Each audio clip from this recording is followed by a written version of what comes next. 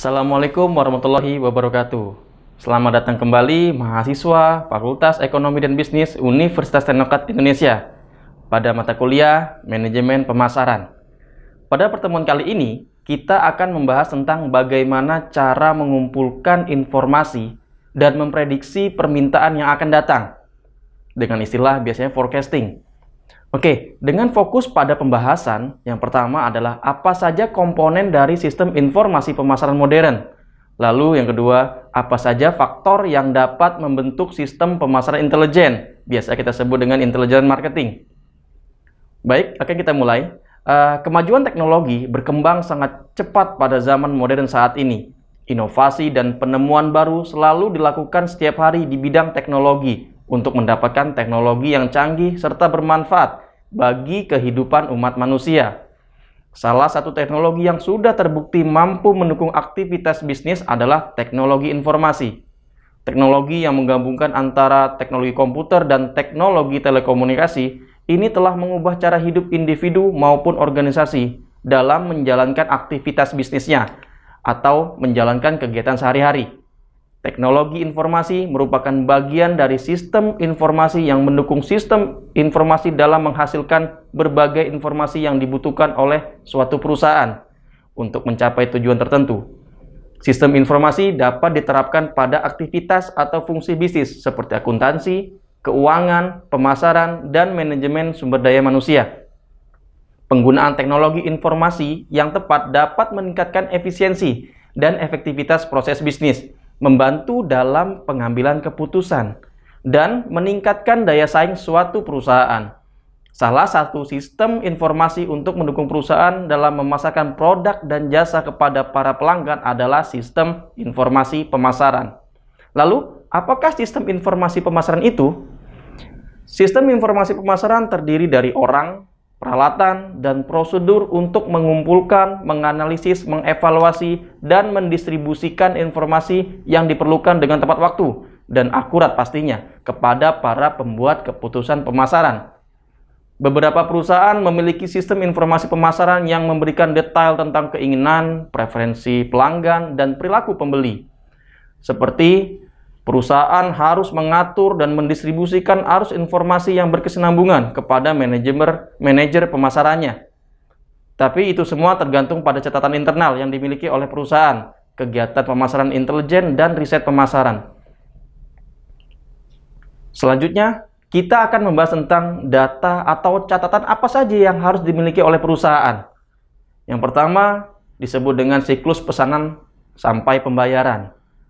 Inti dari sistem pencatatan internal adalah siklus dari mulai pesanan sampai ke pembayaran. Misalnya, ketika wiraniaga penyalur dan pelanggan mengirim pesanan ke perusahaan, departemen pesanan pada perusahaan tersebut mempersiapkan faktur penjualan dan mengirimkannya ke berbagai departemen.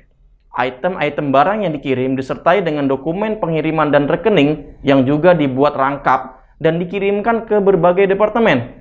Hal tersebut akan terlihat rumit jika perusahaan tidak mempunyai sistem yang dapat mengintegrasikan semuanya. Para pelanggan lebih menyukai perusahaan yang dapat mengirimkan barangnya tepat waktu. Perusahaan-perusahaan yang cepat tanggap sekarang menerapkan program peningkatan kualitas untuk meningkatkan kecepatan dan akurasi proses kerja antar departemen. Dan banyak di antaranya yang memperoleh manfaat substansial dalam efisiensi. Yang kedua, sistem pelaporan penjualan. Manajer pemasaran membutuhkan laporan terbaru mengenai penjualan yang sedang berjalan, baik itu masih di dalam stok barang maupun yang sudah keluar. Hal itu biasa dilakukan dalam pengecekan, biasanya 1 minggu sampai 1 bulan sekali. Lalu yang ketiga yaitu ada database, data warehouse atau disebut dengan data mining, yaitu pengumpulan data yang dimanfaatkan oleh perusahaan untuk digunakan ke dalam sebuah sistem kerja pemasaran yang terbukti memberikan keuntungan bagi perusahaan. Hal tersebut membuat perusahaan berlomba-lomba mengumpulkan data pelanggan sebanyak mungkin dan meletakkannya ke dalam sistem yang dapat membantu perusahaan dalam mengambil keputusan. Seperti contoh, maraknya media sosial Facebook dan Instagram. Orang pun akan dengan sukarela memberikan informasi pribadi pada platform tersebut ketika akan mendaftar. Data tersebutlah yang akan dilihat bagi pengguna sebagai landasan untuk memasarkan produk mereka. Lalu, Selanjutnya kita akan membahas tentang intelijen pemasaran. Sistem intelijen pemasaran adalah seperangkat prosedur dan sumber yang digunakan manajer untuk memperoleh informasi sehari-hari tentang perkembangan di lingkungan pemasaran. Selanjutnya kita membahas tentang intelijen pemasaran. Sistem intelijen pemasaran adalah seperangkat prosedur dan sumber yang digunakan manajer untuk memperoleh informasi sehari-hari tentang perkembangan di lingkungan pemasaran. Sistem intelijen pemasaran yaitu berbicara mengenai data yang sedang terjadi, sedangkan pada data internal adalah data yang dapat dikatakan sudah menjadi hasil.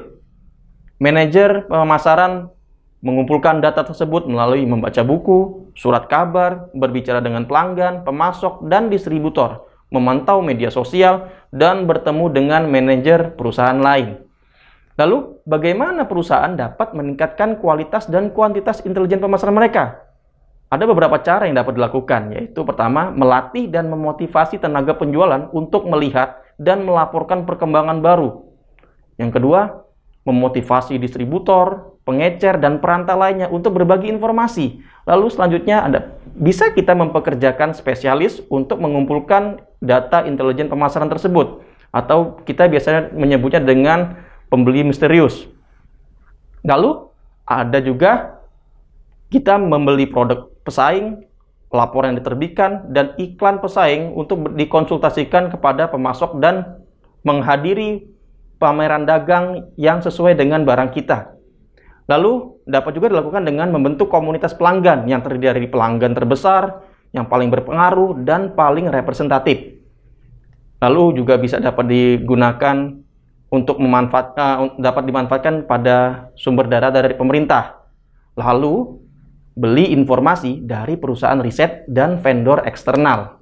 Demikian pertemuan perkuliahan online kali ini, semoga dapat bermanfaat. Jika ada pertanyaan, silakan komentar pada forum diskusi. Dan pastikan kalian juga menjawab post-test yang sudah disediakan.